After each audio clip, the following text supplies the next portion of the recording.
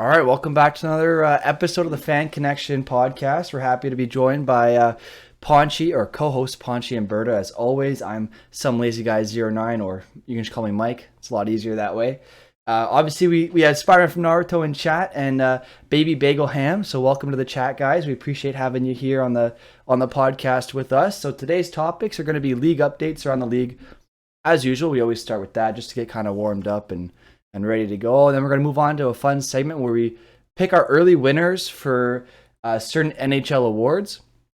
And then we'll move on to a playoff bracket designed by Ponch. And we're going to each pick teams that we think should move on. And we'll see who we have as our mid-season choice for the Stanley Cup champion. And then finally, the last topic for today will be the Coaches Challenge, as well as fan connection questions from you guys in chat. So we're excited for today's episode. Guys, what's going on around the league? Who's hot right now? We know the Habs are still red hot under Martin St. Louis, beating the Edmonton Oilers fairly easily. Not easily, but fairly convincingly, at least, on Saturday night. But what's going on in the league, guys? Well, Spider-Man from Naruto just mentioned Jason Robertson, and he is probably one of the hottest players in the league right now. He is on a tear. He had back-to-back hat tricks, I think, right? Mm-hmm. Really? What the hell? Yeah. This dude's on fire. Insane. Yeah. He's so young too. He's absolutely killing it. He's like 21 or 22, right? I think so. Let's check. He's 22 because Robertson and I are the same age. Oh, nice. Okay. Damn. Yeah, he's 22. Dude, he's right. Young, man. He's my age too. Yeah. Damn. Yeah. I mean, I wish they'd advertise him a bit more then. If he's scoring that many goals, why am I not hearing about it? I feel like whenever Travis Zegras scores a single goal, it's all over the news. But when Jason Robertson scores 7 goals in 3 games, why do I not hear about it with 2 hat-tricks among those? That makes no sense. Wow. He's over point per game, 54 points in 47 games, and then he has 29 goals in 47 games. That's as a 22-year-old. Yeah, that's crazy. Yo, and it feels like this kid came out of nowhere too. Because I feel like 2 years ago, no one was even really talking about Jason Robertson. Now here he is, lighting it up in the NHL and having a good time doing it. Him and Joe Pavelski with, I think it's Rupe Hintz as their center, and they're doing quite well for Dallas. They're making me eat my words early on in the season when I was saying that Dallas should probably rebuild. Jason Robertson decided he's going to carry this team into the playoffs, so I'll be happily proven wrong if they do make the playoffs. So yeah, I'm good for him. Yeah. And I know we were going to talk about playoffs later on, about the playoff brackets and all that, if it started today. But it's actually interesting to see what's going on right now in the Central Division. So you got the Predators are on a horrible skid, or not horrible, but they're doing slowing down bad. Yeah, and then Dallas is skyrocketed, and Minnesota since the new year. I just did this research. I was talking to my friends, and I looked it up, and they're basically 500 since the start of the new year, and they've lost 9 of their last 10, I think, or 8 of their last 10, and they are really slowly skidding out of the playoff spot here. While Dallas is found easy spot. It looks like they're pretty much a lock, just like the LA Kings are looking like pretty much a lock right now. And it's a weird race here. Usually we don't see this happening that often, but or that teams wouldn't be changing this much. I mean, late into the season, but. Like, you look at the East, right? They're not changing that much. It's pretty much a lock. The only team who's really making any sort of push is Columbus right now in the East. They're the only team that's looks insane. They're the only ones even close to making the playoffs that's in a wild card. That's outside, like, third place wild card. They're the only ones making an effort to make the playoffs. At least it seems like Detroit's really slowed down since their start. Buffalo obviously fell off a cliff after their early start. But everyone else in the East, like New Jersey, Montreal, Ottawa, Philadelphia, like, those are all teams you can just say right now they're not making the playoffs. You know, the Islanders you can throw in there, like, crazy. And even with Columbus, it's like hard to even, like, they're 10 points back and they lost 3 in a row. Like, that's the closest team that's out of the playoffs to the playoffs. You know, so it's like the East is boring, man. The East is boring, guys. It's just an 8-man team. You know who's in it. That's about it. Yeah, now we're just waiting for trades, man. Like, I'm waiting for the Sherratt trade. I'm waiting for the Giroux trade. I'm ready. I'm just waiting, and I'm ready. I'm ready for these trades. I think we're 13 days away from the trade deadline, so I'm excited. I'm excited for the NHL trade deadline.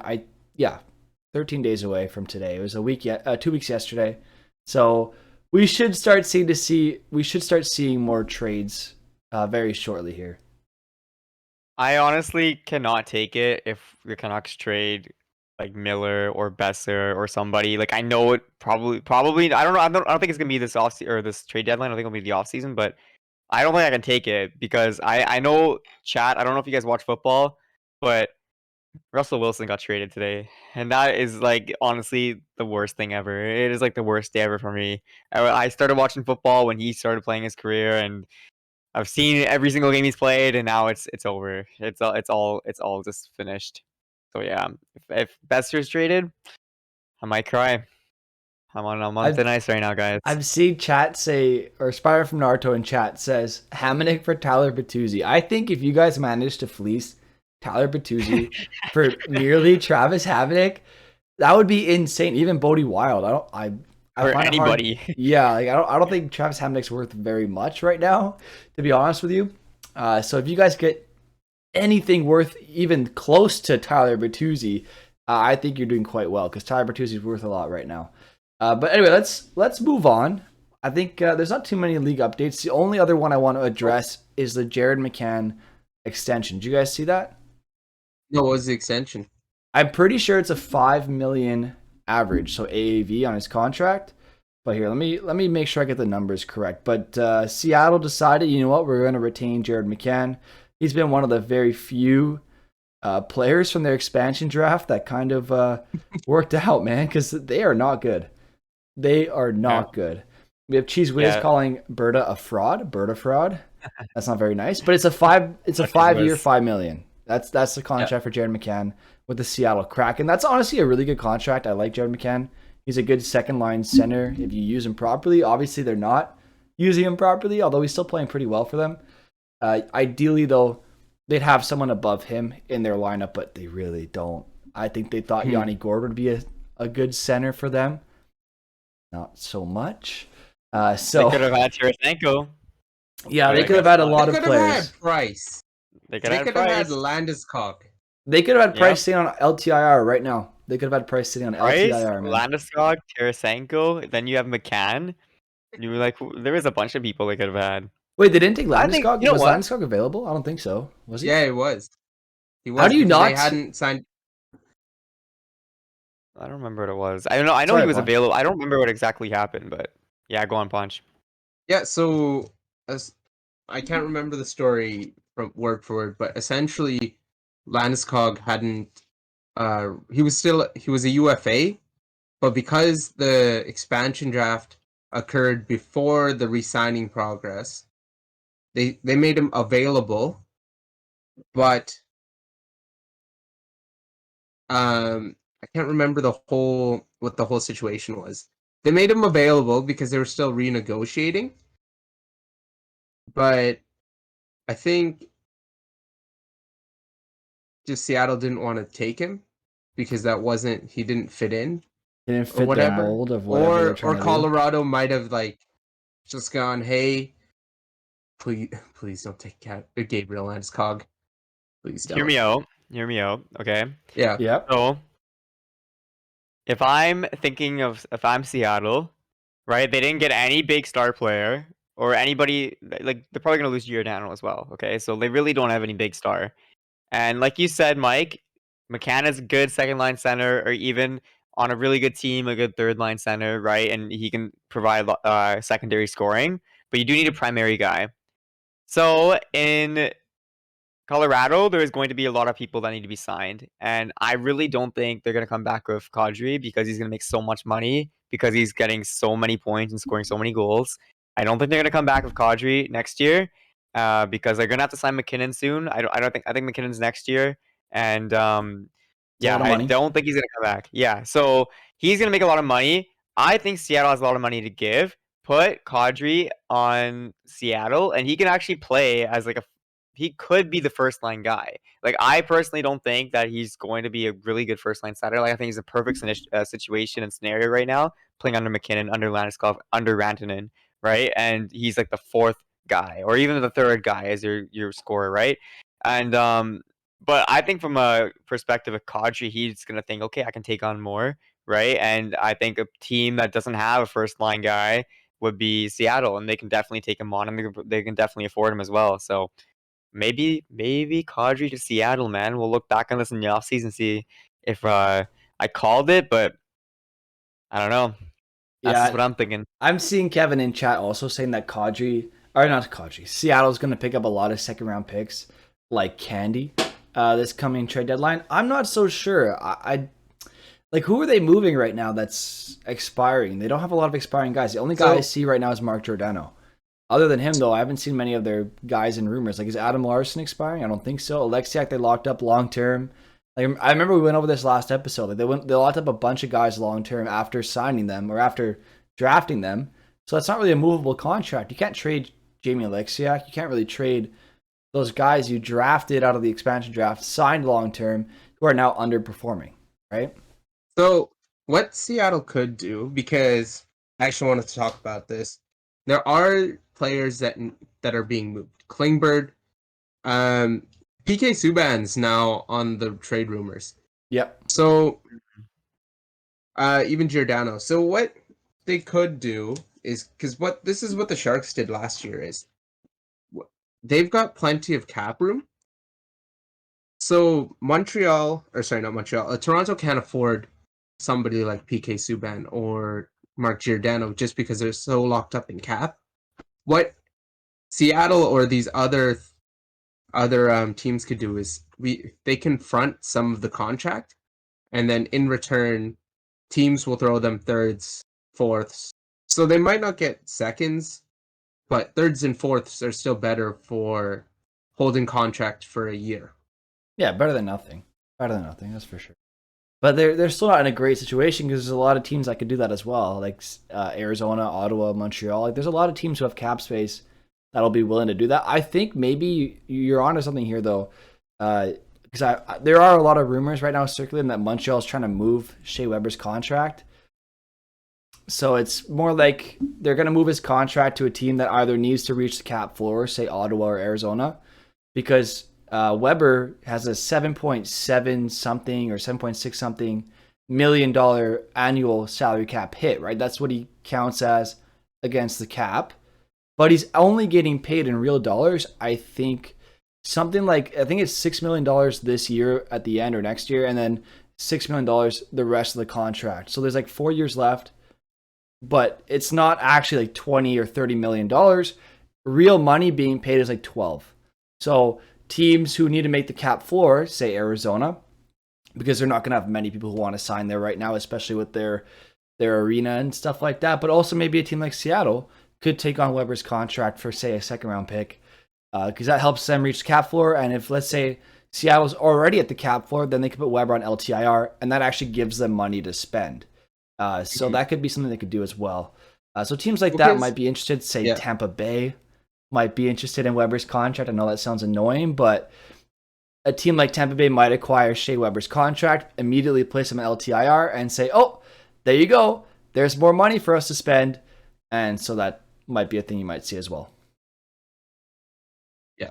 Because when you place a guy on LTIR, it gives the team a bit of cap relief. It gives them a bit of cap space, even though the player never played for them. So, like, if they were to acquire Shea Weber, put him immediately on LTIR, depending on who they already have there, because of the way the NHL works and their cap stuff works, Tampa Bay would actually gain a bit of cap space by acquiring Weber's contract, which makes no sense in reality, but in actuality in the NHL, that's actually very logical for them.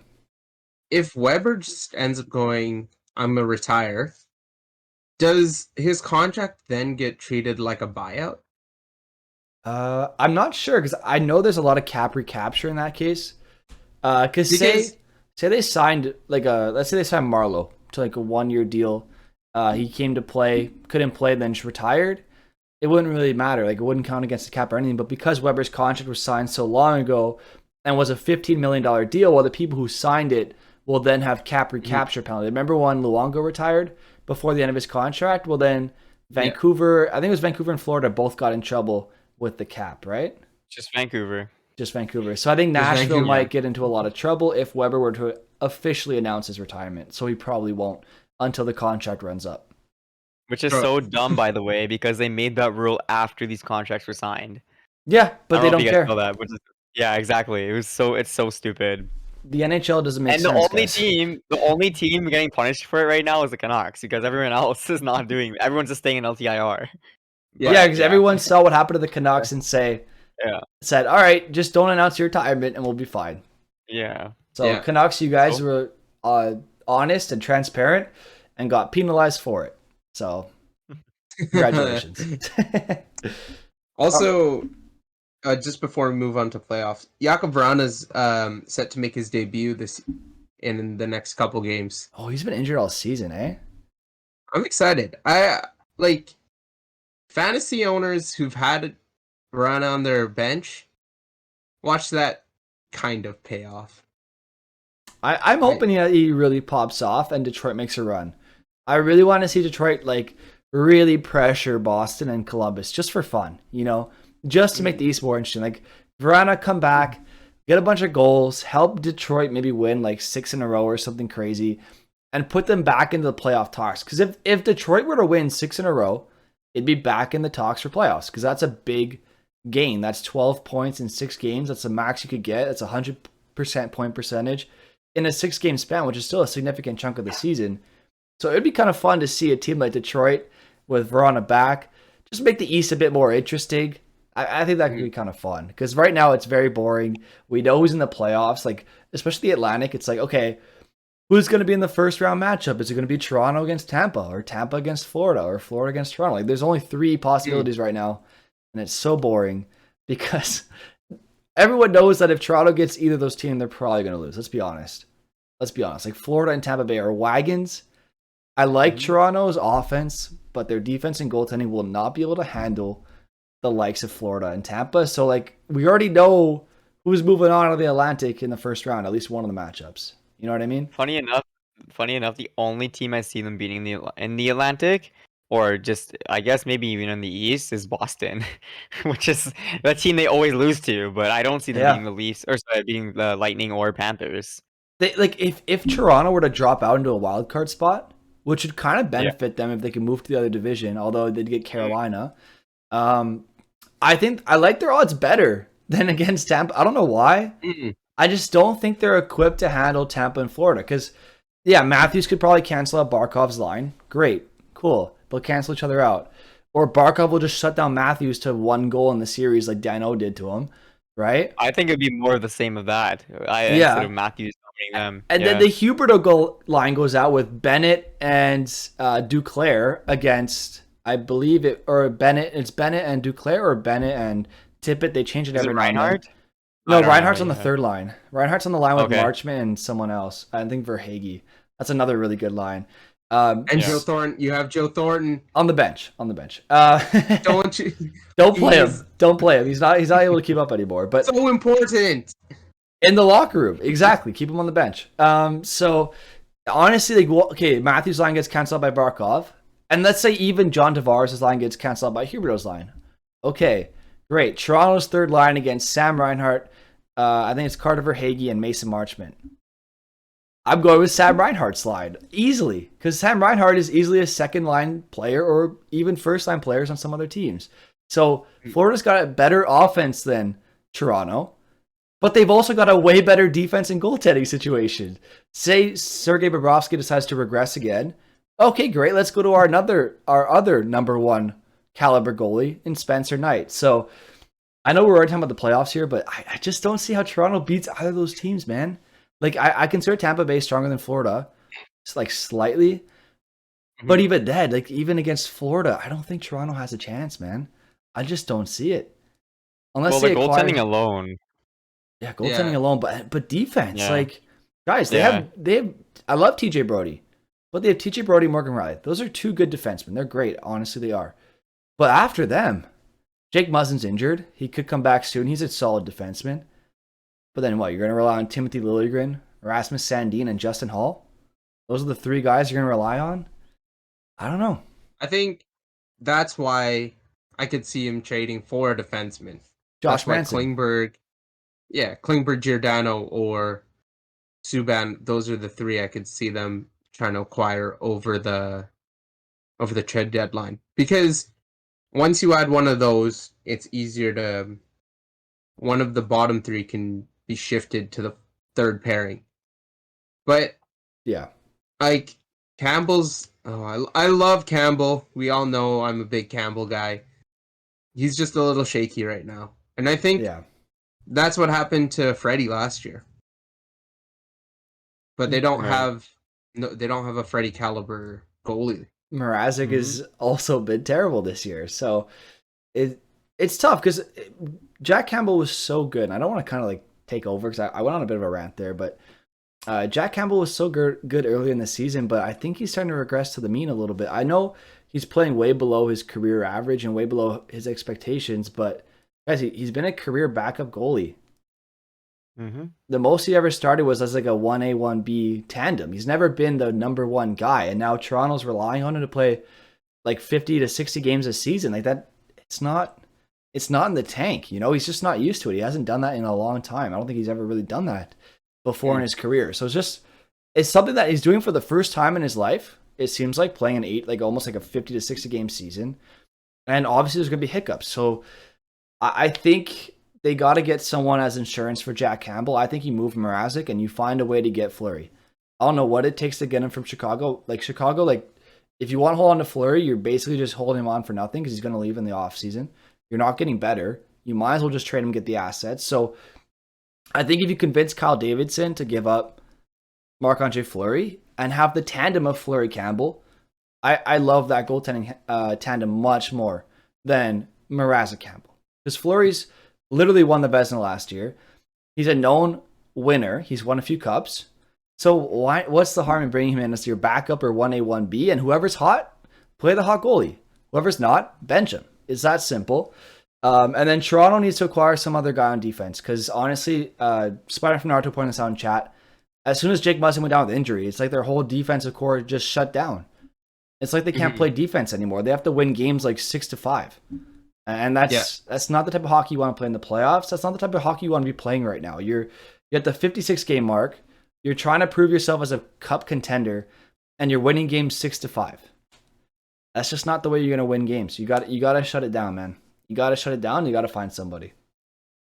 Yeah, and like just in his last 14 games, I was looking at, he's allowed 4 or more goals in 8 of them, and in 7 of those games, he's allowed 5. So it's like, it's tough because in the playoffs, you don't want to have that run and gun. It's going to be way more tight, right? It's going to be way more tighter games, and you're not going to see that as much. I mean, I know the first round is always wild, and people are getting used to it, but they're going to realize really quickly they can't win games like that. And that's just looking at an outside scale, but actually watching them play, like I just watched them play against the Canucks, and the Canucks, like the defense of the Leafs could not lock down the forwards at all. And you watch the goals that were scored, it was just missed tie-ups in front of the net or board battles being lost, and it was just happening all game. They were getting bullied by the pressure, and they couldn't contain them. And it's not like I'm a Canucks fan, but that's not something that the Canucks are really known for, right? Like they can play like that, like they've shown, but that's not something they're known for, as I was saying. And the Leafs, they're going to be playing much harder opponents and much harder or credible scorers, right? And they're going to be coming at them much harder, and it's going to be really, really tough for them to maintain the wins or keep up with these teams. Yeah, I agree 100%. And Ponch, I'm just gonna read off a thing from chat quickly, but I'll let you answer it. So Spire from Naruto says, again, I think people keep lowballing MAF, so Marc-Andre Fleury trades, making it pointless to move him. I'm just gonna say quickly, Chicago got him for free, so any return is better than nothing, right? You're still getting a net gain from Fleury, no matter what you trade him for.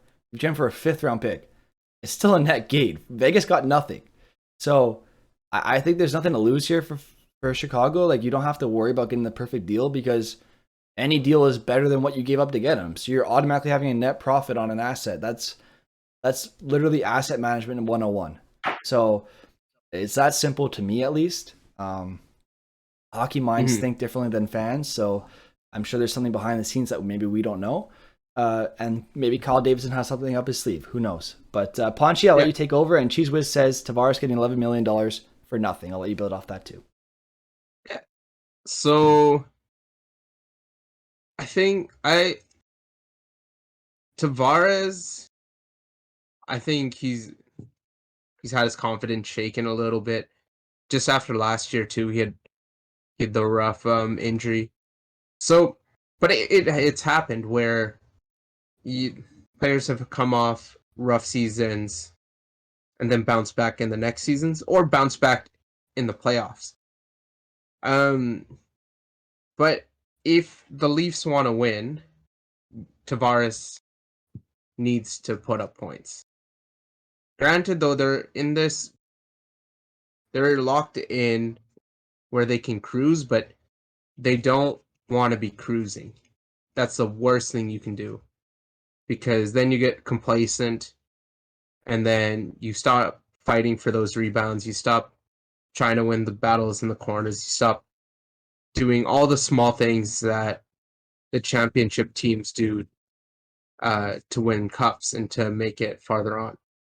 That's what kind of sorts out the good teams from the greater teams. And, Tavares, Bunning, and Marner, that line stepping up, they're looking really good. So what we really want to see here is we want to see production across the board. Mikheyev's looking solid. We want Ilya Lyubushkin playing a little bit better. Campbell tightening it up a little bit more. I think these small adjustments and then maybe introduction of a new person or new personality would definitely benefit the Maple Leafs. Yeah, well said. And I'm going to sound like a homer here. I've watched the last couple Montreal Canadiens games, and I know I've been joking about how I want teams to overpay for Ben Sherratt. Over the last couple games, quite honestly, without Ducharme being in charge, Ben Sherratt has looked really, really good. He's playing top minutes with Alex Romanov. He's shutting down some of the best lines in hockey. They kept McDavid and Draisaitl, I think, to 1 point in Edmonton, and I watched that most of that game. I missed it the last 5 minutes because I had a hockey game that night, so I had to leave.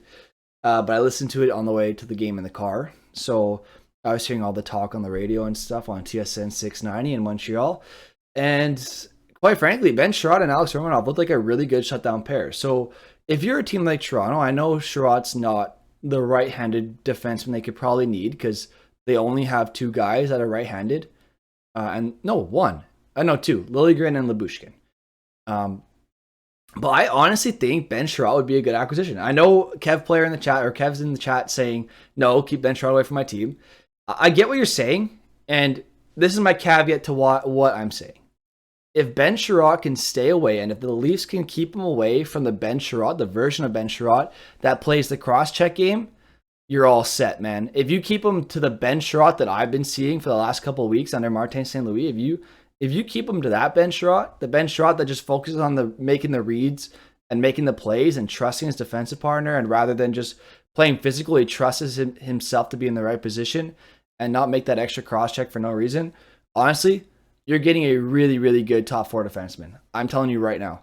The team that acquires him, and if they can keep him playing the way he's been playing and keep him away from the Ben Sherratt that runs around with his elbows up, ready to beat anybody up he wants, if you keep him away from that goonish style of game that he thinks he has to play at times, he's a really good defensive partner to anybody that you put him with. I think if you put him with like Riley or maybe not Riley, I don't think Riley would be a good fit for him, but if you put him with like someone like Brody, I think you'd have a really, really good shutdown pairing. So that's just my opinion on it. I know I was saying even a week ago, oh, please overpay for Ben Sherratt as a joke.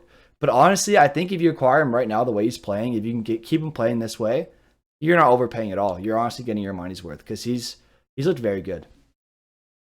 Mm-hmm. All right. Do we want to move on to our award season predictions? Yes. Let's do our mid-season awards. I feel like I've talked a little bit too much today already because I went on a tangent because the Habs were involved and the Leafs were involved. I'm for some reason very passionate about them as well. So Ponchy, I'll let you start us off. Who is your mid-season Hart Trophy winner right now if this season were to end? I'd go Johnny Gaudreau, and everybody knows I'm biased, but Johnny Gaudreau is 4 points away from McDavid, and then I think he's 6 away from Draisaitl. They're well within that less than 10 spot. So, like we were talking about this earlier, and I do think my two picks would either be Huberdeau or Gaudreau. It's kind of hard because both of their teams are also playing well. Gaudreau's got a great plus minus. He's putting up points. He's putting up apples, and Calgary's winning. The reason why I'd say him over Leon Draisaitl and McDavid is the same argument they made for Taylor Hall a couple of years back, where Anze Kopitar did have more points, but I believe Anze Kopitar, the Kings didn't make the playoffs. Was that the? Yeah, I think that was it. I think that was it. So what I'm thinking is it could be Huberdeau or Gaudreau, because I think people are looking at that and they're taking that into consideration, because the way I see it is if you're performing but your team's not performing, I think I'd rather value another person over somebody that puts up 130 points. But yeah, that's why I've got Gaudreau or Huberdeau. Yeah, Mike, why don't you say yours? I don't want to say the same one. If you have a for sure one that you know.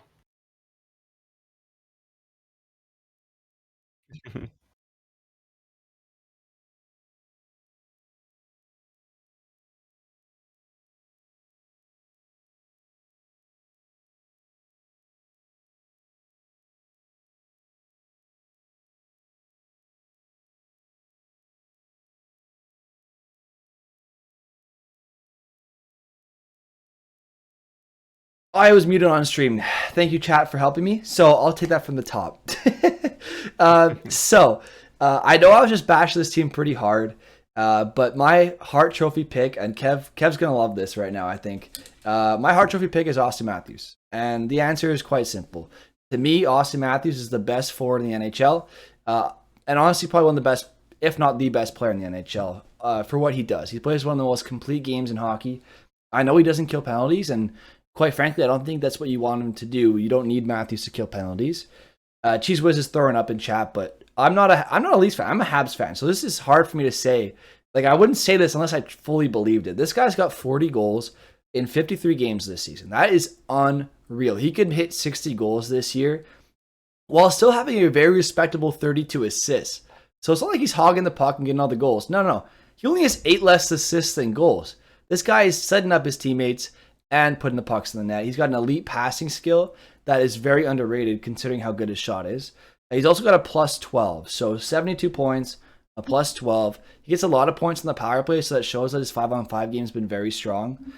So if I were voting for Hart trophies, because he's a center, because he plays a very physical game, on top of his skilled and elite style with an amazing shot, he's essentially leading the league in goals other than I think Leon Draisaitl, but he's played a few less games than him. Just everything all around adds up to one of the best players in the league and hands down deserves a Hart Trophy. I know he's got good forwards around him and his team's an offensively minded team, but his defensive metrics have been very strong this year, and he's above and beyond compared to McDavid and Draisaitl. Those two guys are two of the worst defensive forwards in hockey. You cannot win the Hart Trophy, in my opinion, without being a gifted player at both ends of the ice. I think that's important. Obviously, let's say McDavid had 300 points and everyone else had 100, then yeah, McDavid, you can have the Hart Trophy. But when the points are very close together, I think you have to keep in mind some of the defensive aspects of the game too. So Matthews plays a very all-around complete game. He's my Hart Trophy winner. Yeah, I actually agree with both you guys here and some points that you guys made. So the one thing I do agree with a lot is if the points are similar, then you have to look at other categories. Like if like in other years, in previous years, like you had Kucherov, there's 120 something points. and then you had McDavid or Draisaitl, and they were just so far ahead of the next second Yeah. place, third place players. So in those ways, you can definitely see, and it's hard not to give them the Hart trophies, right? But this season's a little different. The points are it's very close, right? Like the top 10 in points is like it's not that big of a gap. And yeah, Matthews is a great choice because he's doing something that hasn't been done in a while. Like Ovechkin's the last guy to score 60 goals. And I don't think Matthews will hit 60 this year, even though he's on pace for it. But you got to keep in mind that he missed some hockey. So he is on pace for it, but he's not going to play 82 games because it's past that now. So yeah, so that's unfortunate, I guess. But he's a great pick for sure, and he is their best player. Like I know Marner's on the team, and he's doing a lot right now. He's gonna probably hit 30 goals as well, or something like that, a little over 30. And he's been playing great. But Matthews, you're right, and his defensive metrics have been very good as well. And I actually have been seeing that he's gonna get he's been getting votes for Selke, so or the pre-voting. So he's not like he's winning it. It's more like he's considered like the third, fourth guy in that conversation, which is very big. So I wouldn't put him for the Selke, but it's a very big note to have like on the side there among his scoring, among his points. And Ponch, you're right about Goudreau. He's also having a really good year, and I would say the only thing I would take away from Goudreau here, or not even take away, it's just more like his team is very well rounded. Like I like how you mentioned, and it's kind of hard to give it to somebody like that if the team is well rounded, right? And that's why I like Huberdeau. Huberdeau is like he's so far ahead of everybody else on this team in terms of points, and I think he is leading the league, or he's second or third or something like that. But all of these are great picks. That's the thing. Like it's gonna be a hard trophy to hand out, but my pick for the Hart would be Shesterkin. It's a different angle. I know goalies don't win it that often, but Care-Press yeah, the I last would one to pick win it, I him. think, right? Yeah, he was the last one to win it. But the reason I'm going with him is because I really think that the Rangers, they'll get in the playoffs, and that's a criteria that the voting is based on. And he is a huge reason why. Like, if they had Georgiev in net the whole season, there is no way they would be in the playoffs. Like, they do have good players, but their 5-on-5 game is very, very bad. It's near the bottom of the league in terms of 5-on-5 metrics. And they're very heavily carried by their power play, which is great, right? It's going it's always good to have a good power play. You can't apologize for that. But the goaltending is the main reason why they are where they are, and I think he's gonna win the Vezina as well. So you already know he's a top end goalie, and winning the Vezina or being in the contention for winning the Vezina, it looks like a slam dunk for him. But Yeah, that's a huge thing, let's right? get that out of So the way. I haven't won the Vezina too. yeah, do you have him as I well, also Ponch? have him winning the Vezina. Yeah. Well, I actually have Spencer Martin. I'm kidding, no. But anyway, yeah, that's why I choose him to win the Hart this year. But I think it can go to any one of these guys that we mentioned. They all have good cases, and it's one of those years that's actually interesting. It's gonna be really hard to pick one. Whereas in other years, you had these guys with crazy point totals, and it's like, how can you not choose them? Yeah. And Yeah. even like Leon Draisaitl and Connor McDavid are still in the running here. Of course. Yeah, They're not. Of course. Yeah. So you've got 5 candidates off the bat that we can definitely say, like, it'd be a tight race. It'd be splitting hairs. Well, Ponch, what if they miss the playoffs though? If I'd Edmonton eliminated. misses the playoffs, Leon Draisaitl and I'd be McDavid, so happy. it'd be a joke if they won the Hart. It'd be a joke. It Yeah, would. I don't think they will. Because Those remember guys the don't year, play defense. They don't. yeah. And they Do you set the remember the year example. though? When I think it was Taylor Hall won it, and I think Edmonton missed the playoffs, and I think it was between McDavid, McKinnon, and Hall. I think that's what it was, if you guys remember correctly. And I think McDavid's main reason as to not winning the Hart, even though he's leading the league in points, was they missed the playoffs. It was. I think it might have been McDavid, Kopitar, Hall. Okay, that might have been it. You're right. Yeah. Shout out Taylor Hall. Good Calgary boy. Dude, having a fine year in Boston. Yeah. All right. What's the next award?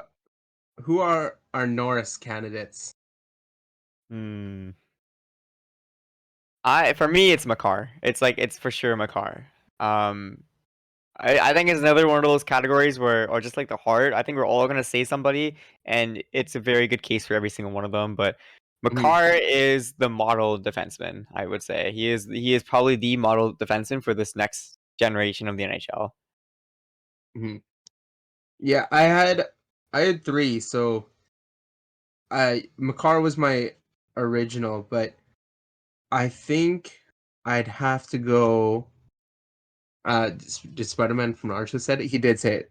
He did say Adam Fox. He's Mhm. doing work on my fantasy team, Kessel's Famous Dogs. Opening soon in a new area when he gets traded. Hope. I'm excited for when he gets traded. I'm gonna pick him up in fantasy hockey so fast, so fast. He's having a decent year. Anyways, Yeah, but his plus minus is terrible. I don't need to and he tank plays that. for Arizona. Exactly. Where's That's why I don't Arizona? need to tank that. The other one I had was Roman Yossi. I kind of forgot that Roman Yossi was buzzing. He's having a great year too. And then Kev Player also said Hedman. Hedman was also this the Norris race is a lot tighter, and especially because there's no consensus way on how to elect the best defenseman. It's not because Mark Edward Vlasic should have won at some point if it was the best lockdown defenseman. Shout out Mark Edward Vlasic, the pickle. The Vlasic pickle from my hometown. People say Brent Burns shouldn't have won it because of Vlasic. because because it was because it belonged to Vlasic. No, because he's an offensive defenseman. He was a essentially people are like, oh, he's a forward playing defense.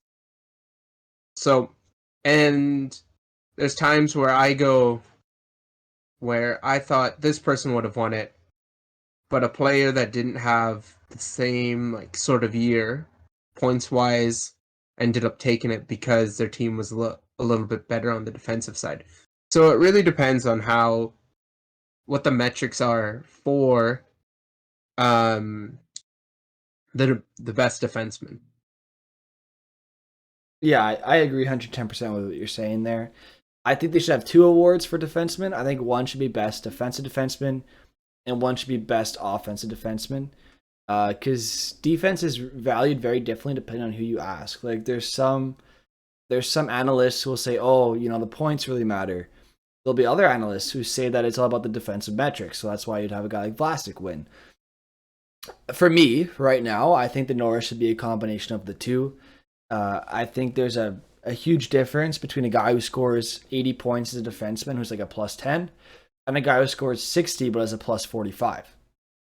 I value the guy who's a plus 45 much more as my defenseman because he's the guy who's going to help me win games in the playoffs. The guy who has 85 points and a plus 1 or a plus 2, he's not going to win me those games because he's going to be thinking offense the whole way. When the games are tighter, he's going to get checked and he's going to get cross-checked. Or he's not going to call it for something. You're not going to get all those power play points either. So I think that the guy who gets the plus 45 is more valuable to me. So my pick is Roman Yossi for the Norris. He's not a plus 45, he's a plus 13, but that is also partly because of the team he's on. Nashville's been struggling lately, but Yossi has 14 goals, 45 assists for 59 points in 53 games. So he still has that point of game aspect to his game that I mentioned before. He's a plus 13. He's got good defensive metrics, and he plays 25 minutes and 13 seconds average a night.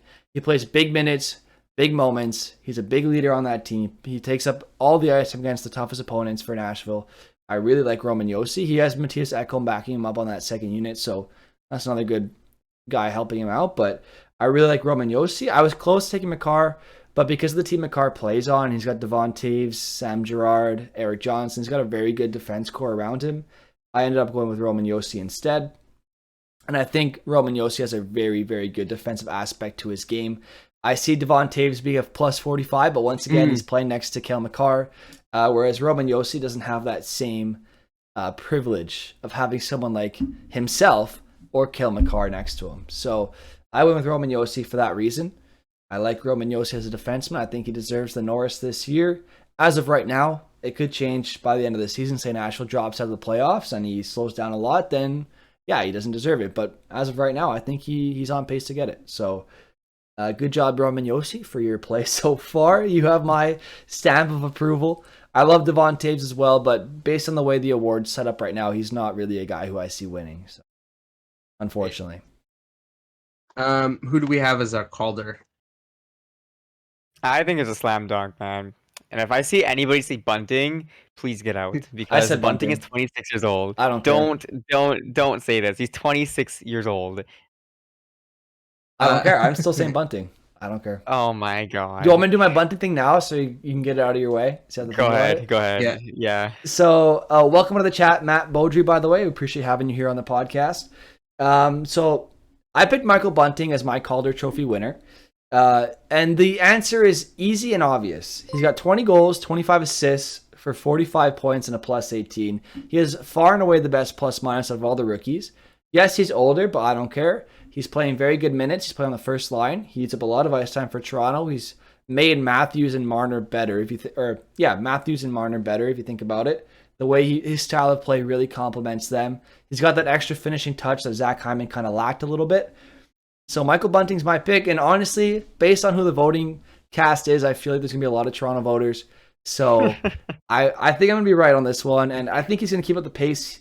He might even pick up the pace and hit 30 goals somehow, and I think that would make him a sure winner. It's kind of like when Mike Hoffman won it at the age of 24, or almost won it at the age of 24. I think Michael Bunting will probably win it. This year. All right, but he's 26 years old and he already played in pro hockey for the last 8 years. Who cares? That's not relevant. He's a rookie. It's not relevant. That's the gripe I had. It's not relevant. That's a gripe I had last year with Kaprizov. Yeah, I was like, Robertson is playing so well, and Kapril's played in the KHL since he was like 14. Yeah, and that's my beef. Kev's saying Panarin won at 25. No one cared about that. So Michael Bunting at 26. What's the difference? He's of age. He's a rookie. He's allowed. They need to make a rule, man. 26 is 20, even 25 is too much, man. Like, come on. Moritz Seider is going to be one of the defensemen that we talk about for his entire career as being one of the best defensemen in the league. He is that good. Like, do you have anybody else, Punch, or who are you gonna pick? I was actually gonna pick. I've got Zegras. Okay, that's fair too, but I just think Seider he's so valuable to his team as a rookie, and he's just been elite all year long, and I just can't. It's not even that I have so much to say about him because he's just done everything right, and even like Zegras as well, like he's been doing so well. So it's not like a race where I'd be upset if one of these guys win and say, oh, this guy should have won instead. I just know that Bunting should not win it. That's all. That's my opinion. Who else deserves it then?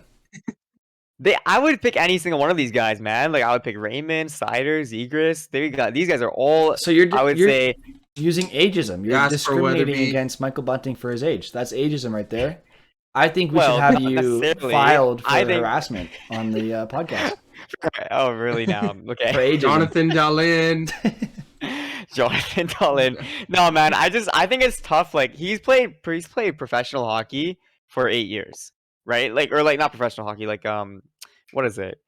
AHL hockey? What's the major hockey for 8 years, right? Like it's much easier for him to jump into this. Like I have the same gripe with Kaprizov and Panarin, but also those guys are much better as well. Like I think like you can make that argument, but Bunting is not Kaprizov or Panarin. Before you say anything though, to those who are saying that Matthews makes Bunting, Hyman played with Matthews and didn't put up these kind of numbers. I'm just saying. Bunting, he's in better his than own Hyman. right, I think he's better than Hyman. Yeah, has earned his spot on the line. He has. Right. Because they could easily put Kasha there, but they don't because Michael Bunting is better. And he deserves his spot in the lineup. He's going to make a lot of money this offseason. He's probably not going to stay in Toronto because he's expiring. And I think he's going to get a lot of money in the free agency because some teams are going to be like, yes, Michael Bunting, we'll pay you $5 million. But like Edmonton did to Zach Hyman, they paid him 6 or something like that. So I think Michael Bunting has a good chance of winning the Calder just for that reason. He's going to make a lot of money this offseason. He already has 20 goals, which is pretty good for a rookie. And just know how the NHL voting works. I think he's probably going to win because he's first in points, first in goals, best plus minus by far. Just the way the voting works, man. It is what it is. What's the next award? Is it Jack Adams? We're going to do that? Jack Adams. We'll do the Jack Adams. So our last two. Do you want to do Selke or no? We can do Selke. I just don't have somebody that jumps off the page for Selke. But you can go Same. ahead though. Yeah. Well, okay. I guess my Selke winner. I think this would be a little bit of a dark horse, but I think it's Elias Lindholm. I think Lindholm Same. Let's puts up. go. He puts up points, but he also he's playing really well on the defensive end. Well, Calgary in general playing really well on the defensive end. Johnny Gaudreau has like a plus 42. Matthew Tkachuk has a plus 16. It's good to see all these top players having like a plus 2 and plus 3 is like it's whatever, but these are plus like double digits here. Mm-hmm. So I think Elias Lindholm he's that good middle ground. Oh yeah, there's an absolute homer in here. I've never been like everybody knows I love the Sharks and the Flames, but I do think that Elias Lindholm has a legitimate case as a Selke winner. Fair enough. Yeah, and Right. I agree 110% with you. I also have Elias Lindholm as my pick for the Selke winner. To Kevin chat saying that Matthews deserves it, the Triple Crown.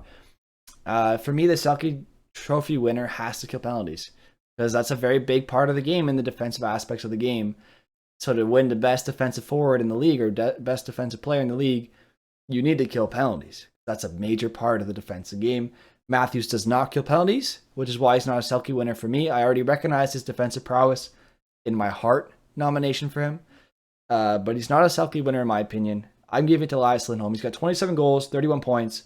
31 assists for 58 points in 55 games, plus 43 as Punchy said. I like Lindholm's defensive game. I would have picked Gaudreau because he has more points, the same plus minus on the same line.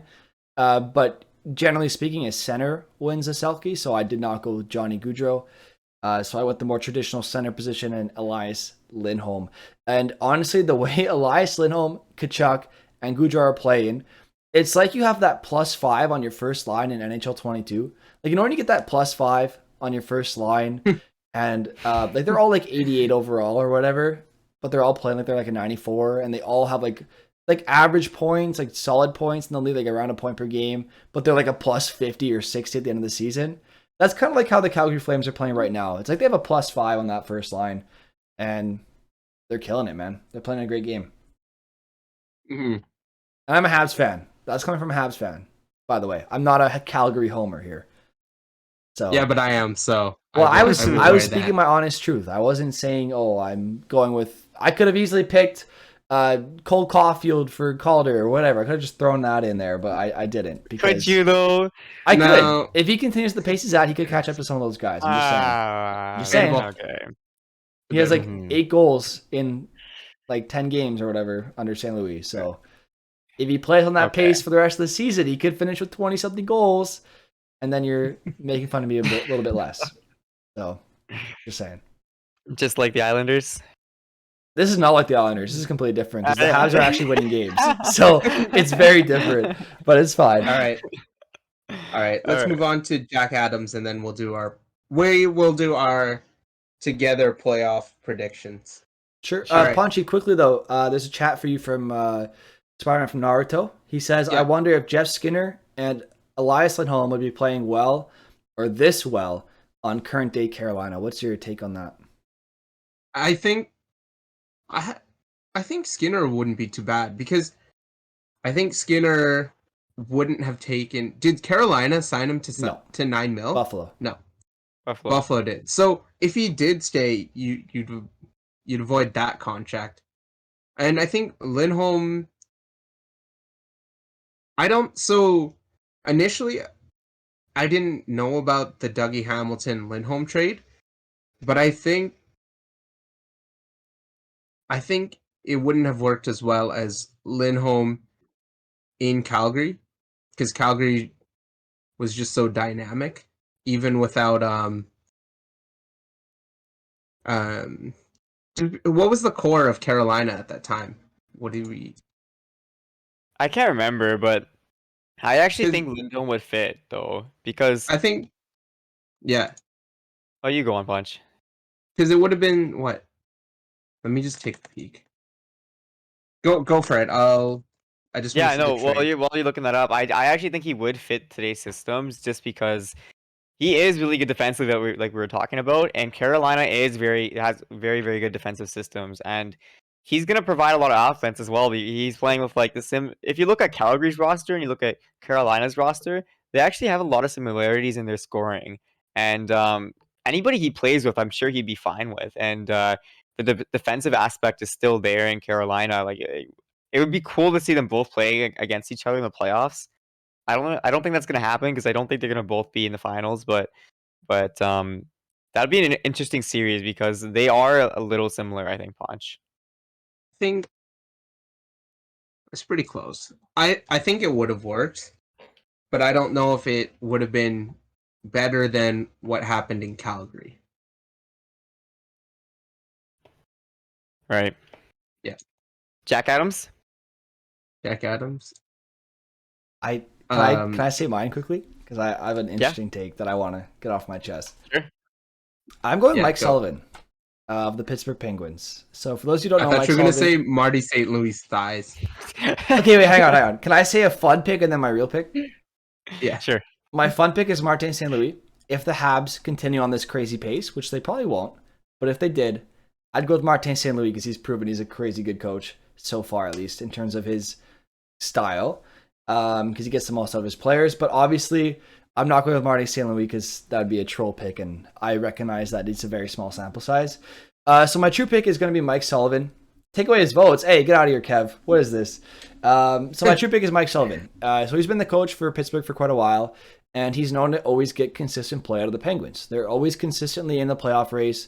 They're always going to put up a good fight in the playoffs. They're never out of a series. Everyone knows that. You could never discount the Pittsburgh Penguins. So my pick is easy with Mike Sullivan. The team is 34, 14, and 9 in 57 games. They're 10th in goals for per game, and they're 5th in goals against. They also had the 14th ranked power play at a 22% and the 3rd ranked penalty kill in the entire league at 85.5. So they're sitting very well with 77 points in the Metro Division. And this is despite having major injuries to both Crosby, Malkin, and even Letang. So they've had many injuries throughout the season. I think Brian Russ went down at one point. The only guy who's been consistently healthy has been Jake Gensel, Evan Rodriguez, and Jeff Carter. So those guys have been pretty consistent this year. But Mike Sullivan always finds a way to get everything out of his players. Before Evan Rodriguez came to Pittsburgh, he was not even in the NHL. He was maybe 3rd, 4th line. And then boom, Pittsburgh, Crosby's injured. Let's play him with Gensel, see how he does. The guy puts up crazy numbers, plays like a first-line center because he knew and understood what he had to do. Mike Sullivan had them playing simple hockey because he knew they weren't going to win every game 8-5 without Crosby and Malkin, and they're not going to win their usual style of game. So he adjusted his style to fit the depth players that they had playing major roles. So everyone coming into their lineup knew what was expected of them. It seemed like they made it very clear. The transition was seamless. And then once all their guys came back and Rodriguez shuffled down the lineup, yeah, his play and his points went down, but his effectiveness did not. So Mike Sullivan always finds a way to get the most of his players. It seems like Pittsburgh's always fleecing other teams when they make trades, and that's because they have a coach like Mike Sullivan who's able to build a culture that allows for everyone to feel like they're able to succeed. So that's my pick for the Jack Adams. It's an easy pick for me because he's a very experienced coach, and for all the reasons I just listed. I know I'm getting a lot of hate in chat, and I'm getting a lot of hate from Ponch and Berta probably because I picked a guy who's been around for a while and who's not changing the game, but he's getting the most out of his team. Like everyone thought Pittsburgh would be out for the count this year, but despite all their injuries, despite everything that happened this season, unlike Montreal, Pittsburgh did not fold. They kept going, and they're in a playoff spot right now, and they're healthy. So they're looking good, man. They're looking good. I'm actually not hating on it. Like he wasn't my pick, but he is a very good choice as well. And for all the points that you said, they're very correct. And they were a team that wasn't actually expected to be this good. I would say they're like more touted to be more on the mediocre side of things, and they've been doing pretty good. So that is a good pick. Ponch, do you want to say yours, or should I say my first? I think you've already revealed mine. Yeah, I think both So- of ours are revealed. Okay, you go on yours then. Wait, is yours also Daryl Sutter? It's not Daryl Sutter, but he's a good pick as well. Okay. Hang on. Before you make your argument. How many Calgary players slash roster slash coach slash GMs have you picked so far? I think did one picked- for each award. No, No, I didn't. No, I'm I surprised did you didn't do Christopher Gaudreau. Tanev He did Norris. Gaudreau for Hart. He did Gaudreau for Hart. He did Selke Did- Elias Lindholm. And Yeah. he did Jack Adams, Daryl Sutter. Daryl Sutter. Well, but those are all warranted, though. It's nice when they're all Calgary players, but I didn't go out of my way. I didn't go, oh man, Andrew Mangiapane, he's my Rocket winner because he's got 29 goals. No, those are all players that fit into the they fit into the conversation. Very and they all happen to be interesting. Calgary. Very interesting that you use an example of a non-biased or a non-opinionated award. Yeah. And the Rocket. Actually, you didn't pick Well, Markstrom for Vezina. That's insane. Wow. I'm actually surprised Yeah. because that's a pretty good pick too, considering how many shutouts he's had. Yeah. Okay, sorry, Ponch. Go on. No, well, so Daryl Sutter is a great. It's either him or I had Rod the Bod. So Daryl Sutter, he's the team. He shows the play. Now I'm flustered. All right, Calgary's been playing well. So they're sixth in goals per games. They're second in GAA. They're fourth on the penalty kill, and they're 10th on the power play. So what that says to me is they're playing both ways. Under Bill Peters, they had some success. Jeff Ward didn't know what he was doing, but it shows. It shows that Daryl Sutter's got them working in a tandem right now. They're working really well, and Matthew Tkachuk's taking his game to the next level. Johnny Gaudreau's gonna earn that sweet paycheck. And even these smaller pieces that you didn't think, so Andrew Mangiapane also playing really well. Killington's playing well. The Vladar Markstrom tandem, which is more or less being held up by Markstrom, also playing well. Aside from that, like besides the fact that Calgary hasn't had great playoff runs, but now they're built to win here because they've got Sutter and they've got the pieces from that run that'll propel them into the right direction. Yeah, like Nice. all jokes aside, like Daryl Sutter's a very good pick. Okay. I know we were making fun of you, but like, Calgary's one of the top teams in the league for a reason. He's got them playing really good hockey, and I've said this on so many podcasts that we've recorded. He's a very good coach, man, and he hasn't been playing good hockey. So, Ponch, as much as we were joking about you being a homer and whatnot, but honestly, yeah, I wouldn't be surprised if he won that pick too. I wouldn't be surprised if he won that trophy. Also, he's a Sharks legend, so. So Ponch, you want to take us away with the playoffs? Did Berta drop your Jack Adams? All right, real quick. I thought you did. Quick. Oh my god, I'm sorry. No, it's okay. It's okay. Both of you guys have very good picks for sure. But hear me out. If the Canucks make the playoffs, I think it's very hard not to give to Bruce Boudreau because they were a bottom 5 team. Okay, and since he's come in the league, or since he's been on the Canucks and coaching them, they're 6th in point percentage, like 6th out of the entire league, and they're amongst teams like Tampa and Calgary and the Rangers, St. Louis. They have been killing it ever since he came in. Right now, they're on pace for 111 points, like based on like just the time Boudreau came in. 111 points is like beyond a playoff team. Like that is a very, very strong team.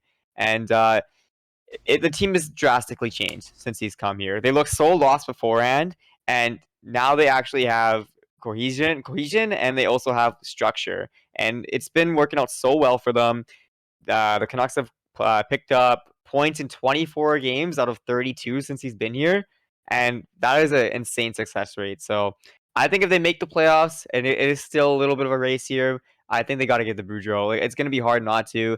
That's a very, very crazy comeback story for a team, and the only team that's actually done that, and I think ever or in at least recent years, is St. Louis. And I'm not saying the Canucks will win the cup, but like that just goes to show like how rare a thing we're seeing right now with the Canucks.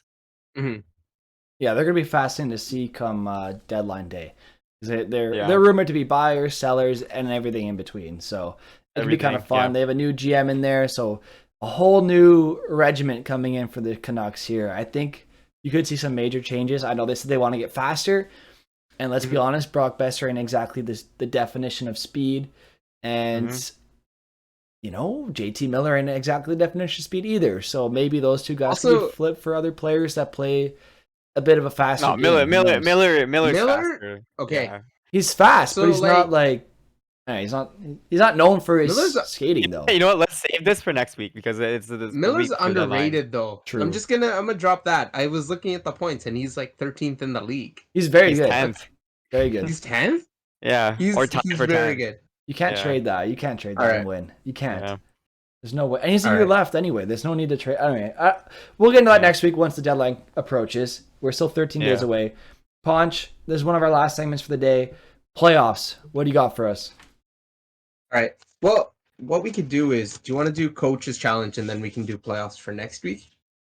Yeah, Sure. Because sure. we're already Sure. at an hour and a half. Or Yeah, we're like an hour So- in. So yeah, we can do coach's we'll challenge. do coach's challenge because that way that'll be what we end on. All right.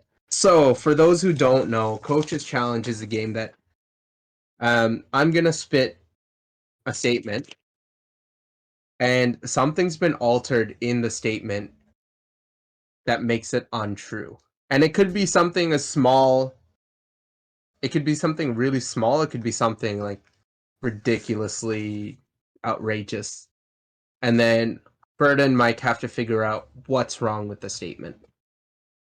All right, so I'll start us off with the first one. Oh, and quickly, So- chat, if you hear Ponch release a statement as well, feel free to give us your answers too. We're happy to hear them. Mhm. Yeah. All right. So, the 95-96 season, also known as the Year of the Rat, was coined after Ed Jovanovski killed a rat in the locker room and then proceeded to score a hat trick against the Calgary Flames, which also then coined the term the rat trick. I don't think it was the year of the rat. That'd be like too specific. Right? No, it was the Year of the Rat. No way. Was it not Ed Jovanovski then? Was it someone else? I don't think it was Ed Jovanovski. 1990. Wait, what year? 95. Could have been him. Uh, He played for a long time. Mm. yeah, but I just don't know if yeah. Was it not Ed Jovanovski? It wasn't Ed Jovanovski. It was Okay, actually who- it was actually Scott Mellenby, and Scott Okay. Mellenby only scored 2 points, but yeah, or 2 goals. But it was if anybody is a Florida fan, that's what people mean by the rat trick or the Year of the Rat. And then there's a funny picture of Patrick Waugh in the crease, and there's just these black plastic rats just all around him. That year, the I'll see if I NHL can- had to like ban them from throwing rats on the ice, right? That the plastic rats. Yeah, that's the year. Gotta ruin fun things always, eh? Always gotta ruin fun Yeah. things. All right. Next one. What's Next up next statement. one? So Joe Nieuwendyk has amassed over 1,100 points during his Hall of Fame career, but he's only one of people to win 3 rings. The other 3 members of this club include Al Arbor, Larry Hillman, and Mike Keane. Sorry, what club? He's one of 4 people to win 3 rings with 3 different clubs. Oh. That's a tough question. I'm trying to think who else would have won. There's not really anybody in recent history that I can think of. So what are the names again? Al Arbor, Yeah. Larry Hillman, and Mike Keane. Was there a I fourth have person? no idea. I have no idea either. Was there a fourth person in here? The fourth person would have been Joe Nieuwendyk. There was a fourth person. So Joe Nieuwendyk plus 3 other people. Oh shit. Okay. Oh, okay. I don't think one of them was on it. I think there's only two other people than the guy you listed. So actually, I've got to double check now. I'm double checking myself. It's one of those 3 names that's not actually on the list. Actually, oh, it was Claude Lemieux. Claude Lemieux has 3 rings. On 3 different Instead of- teams? Yeah, he has 3 rings. Oh. He has one with Colorado. He has one with New Jersey, and he has one with Montreal. So that's instead of Joe Nieuwendyk? No, Joe Nieuwendyk also has 3 rings. So With instead of who then? Oh, you said the only person, right? I think, because it was a minute since I've drafted these up. I think there's actually 5 people that have done it. It's not 4. Oh, okay. Oh, I'm so confused. I was trying to figure it out. He just originally said that he was one of the 4, I guess, instead of 5, right? Yeah. Okay, all right. Next one. Oh, just a quick All right. stat. Oh wait, Berta, that was you who said that. Never mind. Yeah, All right. isn't that crazy though? Yeah. Joe Nieuwendyk, yeah. So sorry for those you know of you what's crazy? listening.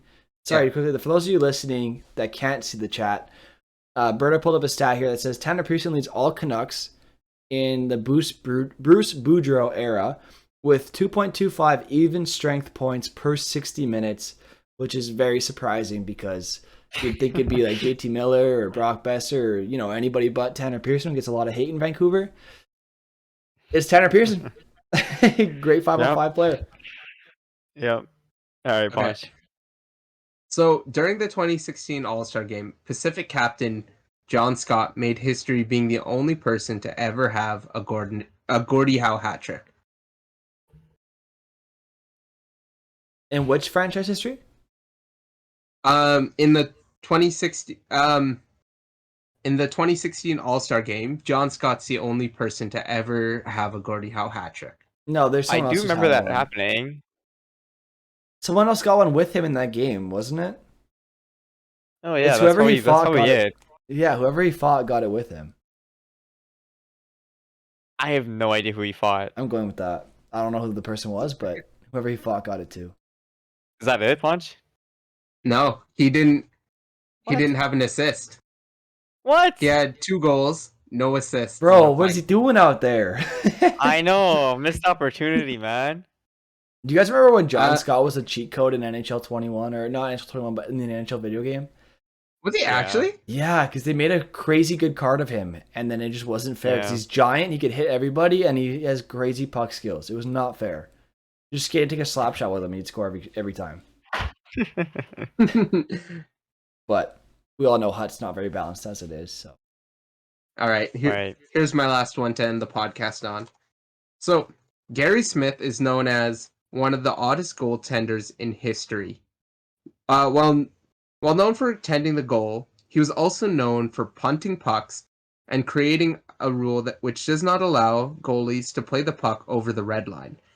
He was also known because of his pregame meal of 2 Big Mac fries and a Diet Coke. I think this is such a subtle thing, but it's like it's What? not a Diet Coke; it's a regular Coke. You can take a What- stab at take a Punch, couple stabs how at do it. you even know this? It's a regular Coke. It's regular Coke. Yeah. All right. No, I don't think he made I don't think the rule was made because of him. So, funny enough, the 2 Big Macs, fries, and a Diet Coke, that's actually Charles Barkley's pregame meal. Oh he my did- god. How are we supposed to know that though? That's a tough one. To be fair, I think I've heard that before from Charles Barkley, or just I saw something about that. But come on, Punch. That's a bad. That's a, you. Oh, That's such a man. far reach for us. Like, why That's such we a- wouldn't that's know a that reach. It's like it. No, this is it's more fun because it's like It's educational for me. It's I just educational said for you guys. educational. Yeah. Do you want to do? I have one more. So wait, Do what you is wanna his do it, pregame or- meal then? I don't know. That's I just. Oh, so added we it weren't on. even supposed to. How are we He supposed to know? He probably Like, how has is- like a regular. He's probably a pasta guy. Don't forget he's a hockey guy. So Where yeah, was I he's supposed to pull probably Charles pasta. Barkley from? We're talking about the NHL, man. Barkley. Oh my god. All right, go ahead. What's the last one? What's the last one? We'll end it there. David Ayres is known for his NHL debut, where in net he posted an 800 save percentage, a 420 GAA, and pulling a W against the Toronto Maple Leafs. What? Okay, so it's one of those stats then. I feel like his 800 save percentage was lower. It was lower than 800. Did he allow that many goals? Yeah. Well, they didn't have a lot of shots, right? Yeah, but he allowed a few goals. How many goals did he allow? I think it was like 3 or 4. Let's think.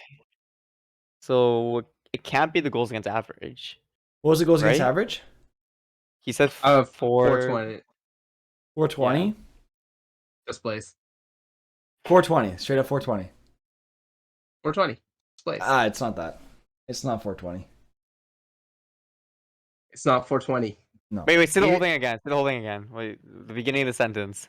So David Ayres is known for his NHL debut, where in net for the Hurricanes, he posted an 800 save percentage, 420 GAA, and he got a W against the Toronto Maple Leafs.